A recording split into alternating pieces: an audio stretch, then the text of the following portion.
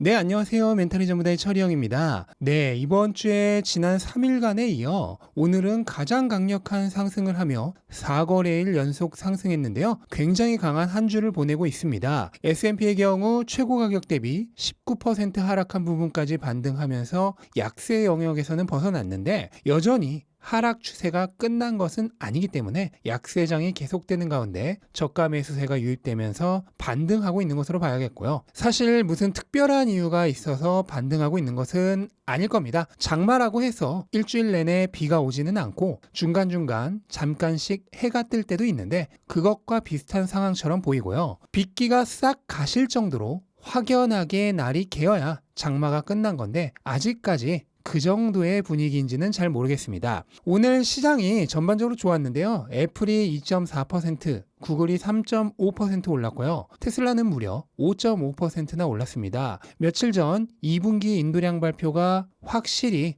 최악의 순간이었고 지금은 그 최악을 지나서 6월부터는 역대 최대 생산량을 달성했기 때문에 주가도 미래를 반영하고 있는 것으로 봐야겠습니다. 거기에 3분기에는 주식 분할의 발표도 예정되어 있죠. 3대1의 주식 분할에 이어서 기존 31만 대의 최대 인도량을 훨씬 뛰어넘는 36만 대 이상의 인도량을 달성할 가능성이 굉장히 높아 보이는데 그러한 다음 분기에 대한 강력한 기대가 현재의 주가에 반영되고 있는 것 같습니다. 또한 한국의 삼성전자가 매출이 20% 넘게, 이익이 10% 넘게 급증한 좋은 실적을 발표했는데 이로 인해 반도체 관련 기업들의 주가도 강력했습니다. 엔비디아와 AMD는 모두 5% 정도 상승을 했고요. 최근 유가는 경기 침체 공포가 강해질 때마다 내려가고 걱정이 조금 수그러들면 다시 오르고 하고 있는데 경기가 안 좋으면 수요가 줄어들 거란 우려 때문이죠. 오늘은 시장과 함께 상승을 했고 그로 인해 에너지 기업들의 주가 상승도 강력한 하루였습니다. 이렇게 위험자산 선호 심리가 강해지면서 안전자산의 대명사 금은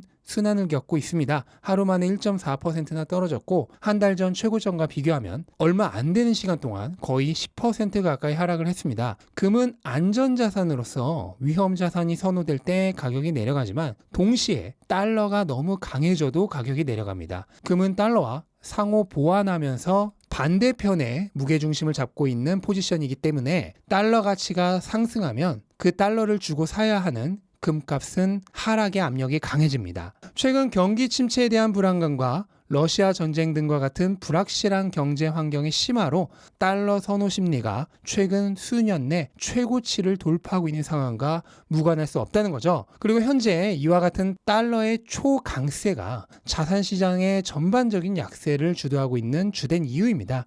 그런데 인플레이션은 역대 최고 수치를 기록하고 있고 이건 화폐 가치의 하락을 의미하는데 왜 달러는 강해지는 걸까요?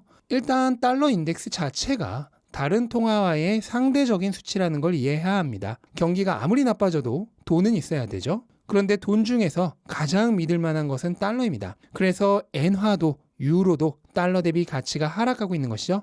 원화는 말할 것도 없는 상황입니다. 그리고 그 달러를 주고 사야 하는 자산의 가격도 하락합니다. 당연한 이치죠. 하지만 시장은 늘 미래를 반영합니다. 금리 인상의 끝이 보이고 채권 시장의 예측처럼 오히려 금리 인하가 다시 가시권에 들어오는 시기가 오면 그리고 러시아의 전쟁의 종전이 서서히 가시권에 들어오게 되면 그땐 인플레이션이 지금보다 훨씬 낮다 하더라도 달러 강세는 수그러들 것입니다. 어떠한 화폐도 장기적으로 가치가 상승하지 않습니다. 달러 역시 마찬가지며 장기적으로 100%의 확률로 가치가 우하향합니다. 현재는 그게 잠깐 반등하고 있는 상황이죠. 그것도 아주 강렬한 반등을 하고 있습니다. 이렇게 영원히 하락하는 것이 잠깐 반등하는 것에 돈을 거는 게 바로 도박입니다. 주식으로 치면 슈퍼 잡주가 초과열되어 있는 상황인데 사람들은 오히려 이걸 사라고 난리입니다. 저는 사람들이 왜 원래 해야 하는 행동과 반대로 행동하는 것인지 마음으로는 이해가 가지 않지만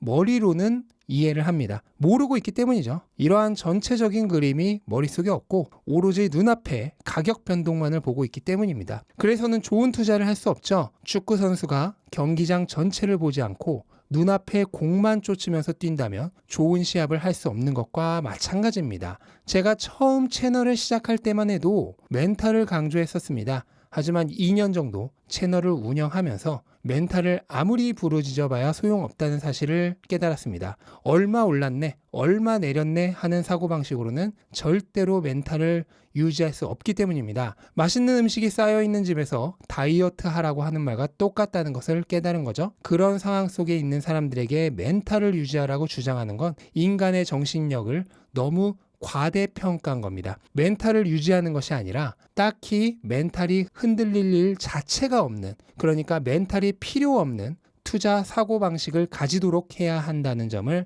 처절할 정도로 깨달았습니다. 대부분의 사람들은 평생을 법정화폐 속에서 살아왔기 때문에 모든 가치 척도의 사고가 법정화폐로 수렴되어 있습니다. 세뇌되어 있는 거죠. 멘탈이 필요 없는 투자 사고방식은 이 법정화폐로 닫혀 있는 생각을 자산 중심으로 생각하도록 여는 일입니다. 어차피 가치를 유지하지 못할 화폐를 기준으로 얼마 올랐네, 얼마 내렸네로 생각하는 사고방식을 완전히 뒤집는 투자의 패러다임 자체를 바꾸는 새로운 세뇌입니다. 이게 완성돼야만 장기적으로 자산 중심으로 생각하며 멘탈이 필요 없는 투자가 가능해지고 올바른 자산, 진짜 저축의 대상을 꾸준히 모아가면서 부를 불려나갈 수 있습니다. 네, 잡설이 길어졌는데 이번 주에 이런 강력한 분위기가 계속 이어질지 안 이어질지는 우선 내일 발표되는 고용지표가 결정권을 가지겠습니다. 시장은 5월에 39만 개의 신규 일자리 추가가 6월에는 26만 개 수준으로 내려올 것으로 예상하고 있습니다. 만약 일자리가 너무 많이 늘어나면 여전히 고용시장이 강력한 것으로 해석되어서 향후 연준이 더 강한 긴축 정책을 펼칠 수 있다는 위기가 되살아날 것으로 생각됩니다. 시장이 예측하고 있는 25만 개에서 27만 개 정도의 적절한 일자리 추가가 아마 당분간의 시장 흐름에는 좋은 방향으로 작용하지 않을까 생각이 되고요. 또한 금리 인상에 대한 기대와 안전자산 위축으로 장기 국채 수익률이 다시 3%를 넘은 것도 불안 요소입니다. 오늘 나스닥이 2%가 넘게 강하게 상승했는데요. 만약 채권 수익률이 이렇게 계속 오른다면 분명 조만간 또 한번 성장주들에게 조정이 발생할 가능성이 있어 보입니다. 일단 내일 시장이 상승한다면 이번 주는 처음부터 끝까지 계속 오른 한 주가 되는 것인데요. 이게 정말 장마의 끝일지 아니면 중간에 해가 잠깐 떠오른 것에 불과한 것일지 지켜보는 것도 재미가 있을 것 같고요. 물론 돈생경사를 열심히 실천하고 계신 분들이라면 오히려 장마가 너무 빨리 끝나지 않기를 바라고 계실 것이라 생각을 합니다. 네, 이것으로 오늘 영상은 마치도록 하겠습니다. 영상 도움되셨다면 구독과 좋아요 부탁드리고 즐거운 금요일 보내시기 바랍니다. 감사합니다.